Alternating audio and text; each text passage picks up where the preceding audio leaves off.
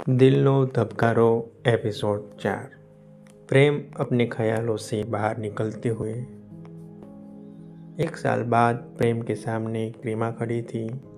वही चेहरा, वही आंखें, लेकिन प्रेम का दिल अब वैसा नहीं था। जवाब उसके पास थे, पूरा सच भी। फिर भी वो चुप था, क्योंकि इस बार सवाल सिर्फ क्रीमा के प्यार का नहीं था, पर प्यार में टूटे हुए भरोसे का था। प्रेम ने गहरी सांस ली, खुद को संभाला। उसकी आवाज़ में गुस्सा नहीं था, बस थकान थी। एक सवाल पूछूं? उसने क्रीमा से पूछा। क्रीमा ने सर हिलाया। प्रेम ने उसकी आंखों में देखा और बोला, क्या तुम आज भी वहीं रुकी हुई हो, जहाँ बिना पूछे मुझे छोड़कर चली गई थी? या फिर इस 1 साल में तुम्हें कुछ बदलाव आया है? ये सवाल सुनकर क्रीमा कुछ पल खामोश रह गई, लेकिन वो नाराज नहीं हुई, क्योंकि ये सवाल उसने पहले भी सुने थे। 1 नहीं, 2 बार। पहली 2 बार वो 2-4 दिन रूठी थी, फिर लौट आई थी। उसका शक उस वक्त खुद ही खत्म हो गया था। लेकिन इस बार उसने पूरे 1 साल निकल जाने दिया। ना कोई कॉल, ना कोई मैसेज, ना कोई सवाल। उसने प्रेम के बारे में सोचना ही बंद कर दिया था।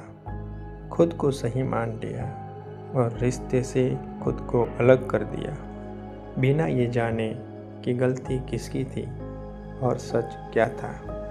वो 1 साल अकेले रह गई, एक अलग शहर में, जहाँ उसे संभालने वाला कोई नहीं था। फिर भी उसने खुद को तैयार किया, खुद को संभाला, बस एक बात के साथ कि उसने जो किया वो सही था। वो अपनी बहन रिया के वहाँ रहने लगी थी।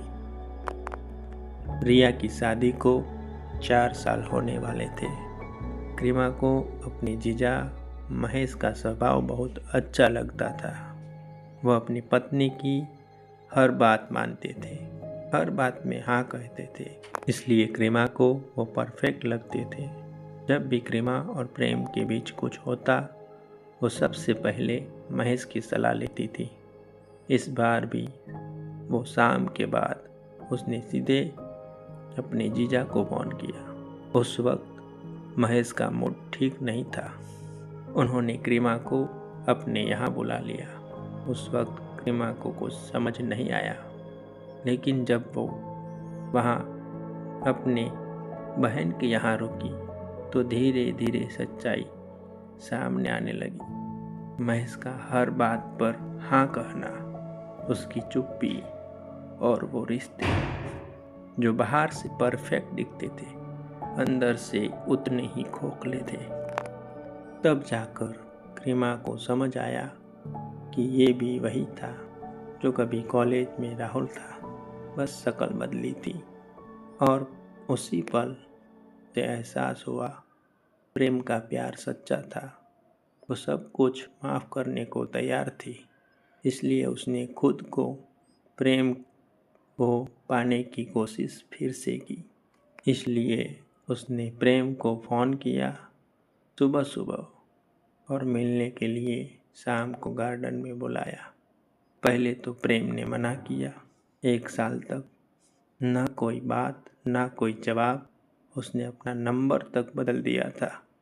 प्रेम मान चुका था वो क्रीमा को खो चुका है। लेकिन अचानक उस सुबह क्रीमा का फ़ोन और मिलने की बात प्रेम को बेचैन कर गई। वो नर्वस भी था, डरा हुआ भी, क्योंकि कुछ मुलाकातें जवाब नहीं लाती, सिर्फ सच सामने रख देती है।